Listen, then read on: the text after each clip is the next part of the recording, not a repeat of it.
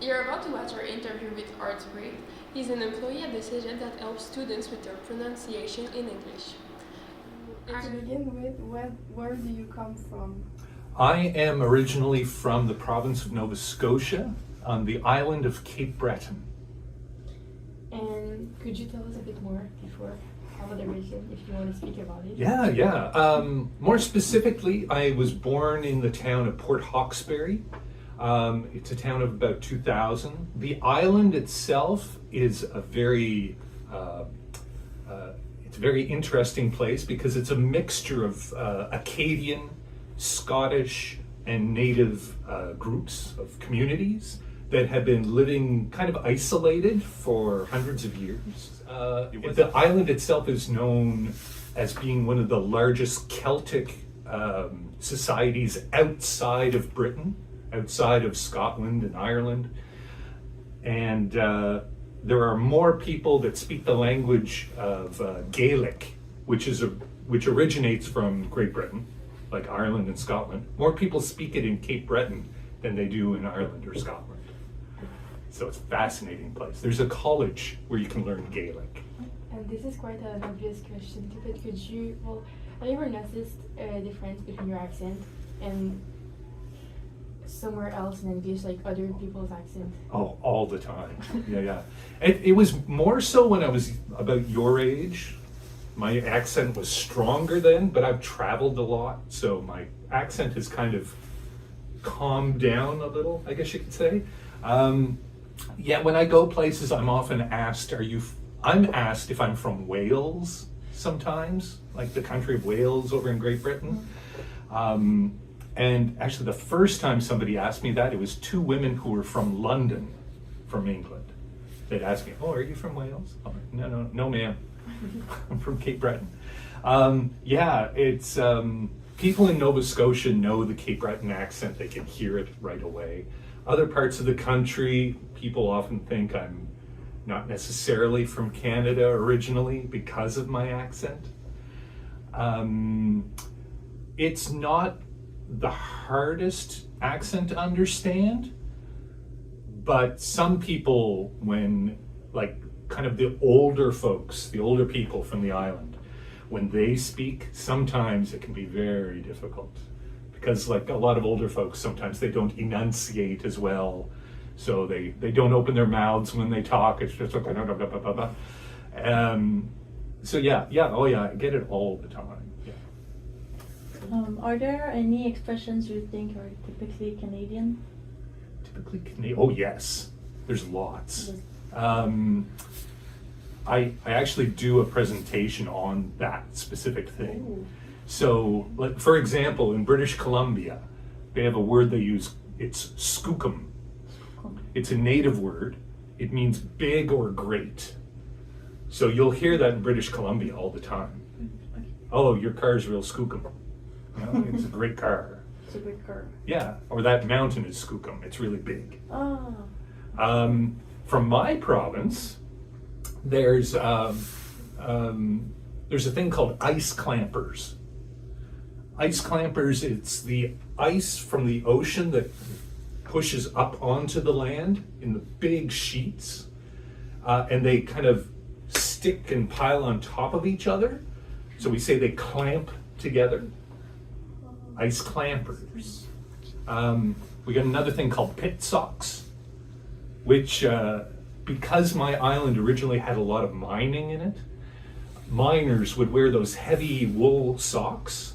You know what I mean? Like you've seen them all. They got like the red and the white stripes at the top. Oh my God. Yeah, those wool socks, we call those pit socks because the miners wore them all the time, going down into the pit. Oh goodness, I could go on. How many of these do you want? We also have another thing called a kitchen party, which is when people come to your home and they bring musical instruments, and usually everybody goes into the kitchen and sits around the table and they play music, and it's just a fun night, fun activity. So yeah, a kitchen party. In Cape Breton, we use a lot of Celtic words also, so you'll hear the word Cayley a lot. It's spelled, I'm going to misspell it too, Ceildh.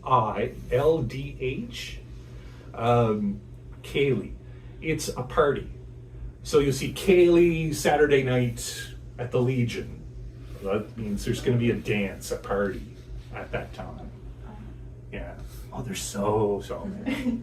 Goodness. The next question was, did you use a lot of expression that could not be understood well by Anglophone? Yeah, that's It's kind of Well, you know what? Should Do I use a lot it of could them? depend if you use them or not.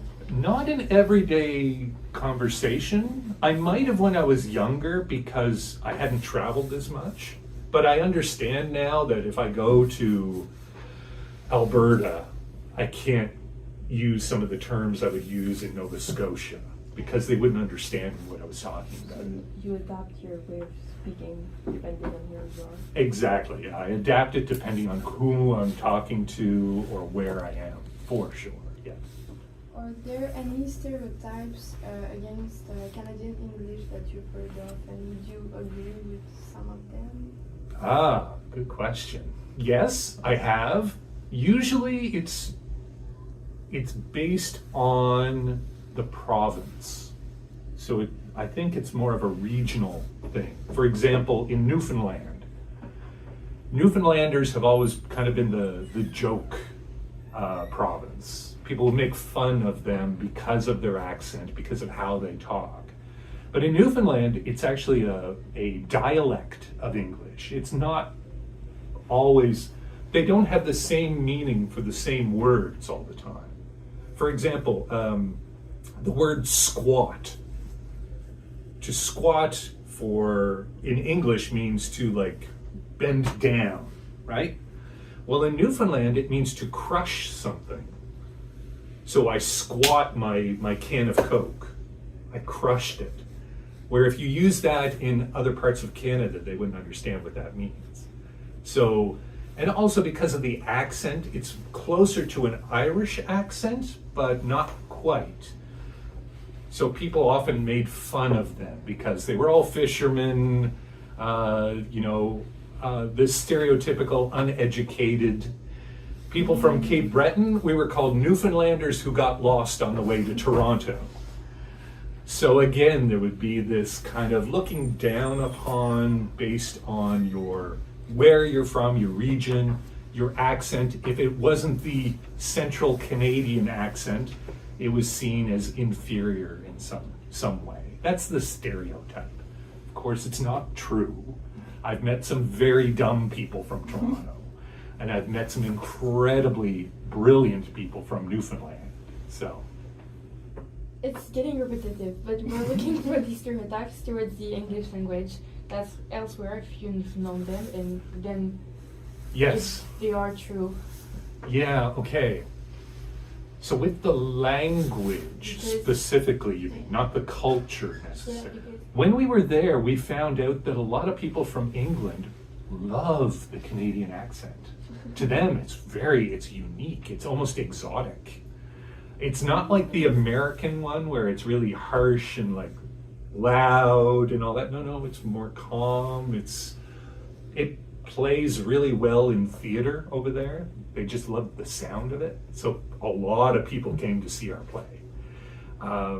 Okay. So every time I talk to an American, they say to me, say the word about.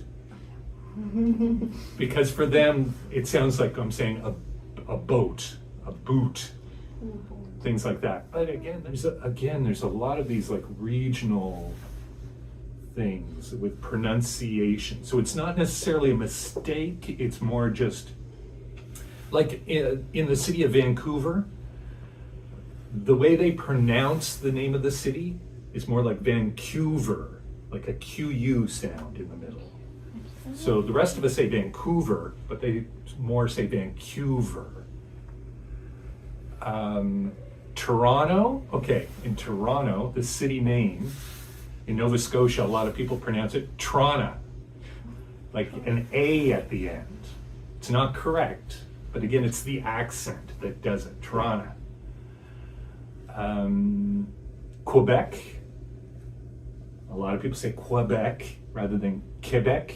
right? The more Yeah. k sound. We stress more of a QU sound in English parts of Canada. Yeah. Like, you know, there's the typical switching of noun and adjective, like Oh, yeah. saying, like, something is what? That's a blue car, where sometimes my students will say that's a car blue, because in French you do it the other way. There's, what's the other one? There's pronunciation problems, like, oh, actually, it's something my mother does. My mother lives in a French community, but she doesn't speak French. But she still has a French accent. Oh. So when she pronounces three, she says tree. She can't say three. She can't do the stick your tongue out and make that sound. So I make fun of her all the time for that. I was like, Mom, how many? She'll do that. Yeah, boy, that's tough.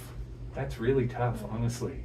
But it's hard because sometimes it seems like a mistake, but it's because of the accent of the person, and for the person it's the right way to say it. Yeah. But then And again, that regional aspect Yeah. too, you know, Cape Bretoners use that, where's he to, where's he at? People from New Brunswick do not. People from PEI do not, even though it's right next door. Even people from the mainland of Nova Scotia don't use that. It's just Cape Breton.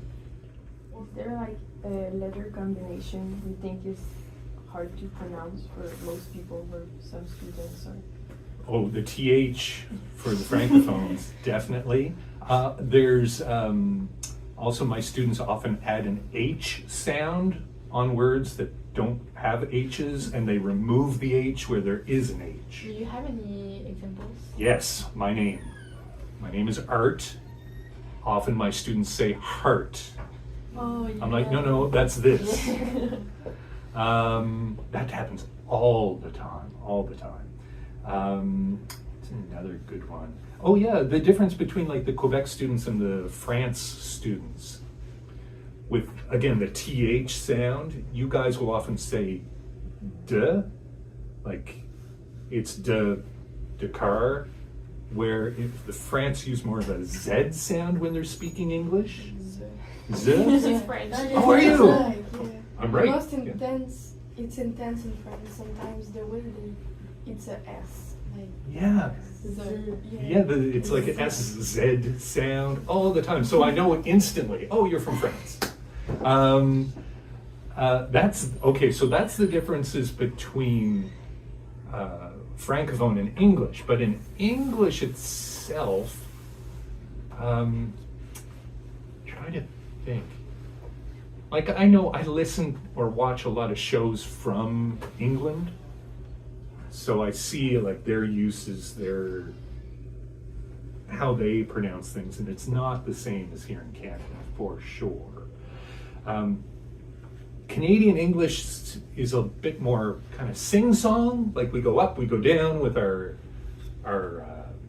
words. We have more inflections. We have goodness. Oh God! How could I forget? Canadians, parts of like Ontario, use the word, the sound A as a word. So how's it going, eh? Oh, yeah. What's happening today, eh? It's always kind of like the end sound for most sentences. So this is true. It's not like a stereotype. It's actually like. Oh yeah, no, it's actually true. The Ottawa Valley is where it comes from, that region of Ontario.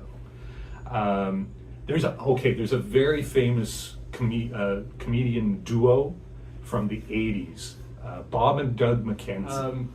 Their show was like 2 minutes long. It was on like this bigger show called SCTV, and they were told by the network that so their show was shown in Canada and the United States. In the United States, there was 2 more minutes of commercials than on the Canadian version. So they needed to add 2 minutes to their show. The network wanted them to do something specifically Canadian for that 2 minutes. So they thought, let's do the most stereotypical Canadians we can. So they came up with these two characters, Bob and Doug McKenzie. They wore toques, they wore earmuffs all the time, summer or winter. They wore like big winter coats and plaid shirts. They were always drinking beer and cooking back bacon. And they would always be like, how's it going, eh? Good day, eh? It was so like stereotypically Canadian, but funny. Typically Canadian, but funny. So funny. They came up with a phrase actually called hosers. So that phrase, that word, they're not entirely sure where it originates, but it seems that it originates from long ago when people were playing hockey. The losing team would have to clean the ice afterwards, before like the big Zambonis and all that. So a guy would go on the ice with a hose and hose down the ice to add more water so it'd freeze flat again. So the losers would have to do that. So they called them hosers. The loser was the hoser. So Bob and Doug McKenzie used the term hoser to mean kind of a loser.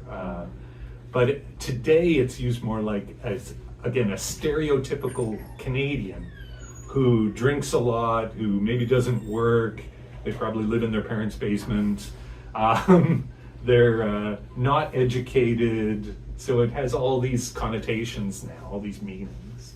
Okay, finally, what are some challenges that you might think of that are due to differences in the language usage between the different variety of English that exists? Ooh, good. When I went to England, I found that because, boy, there was a lot of stuff actually. just like for here we say like the back of your car is the trunk of the car. Over there it's the boot. God, here it's an elevator. There it's a lift. Like if somebody says here, do you want to take a lift? They think they mean like an Uber. You know, it's that other lift, L-Y-F-T or whatever it is, Lyft. It's like Uber, but a different company.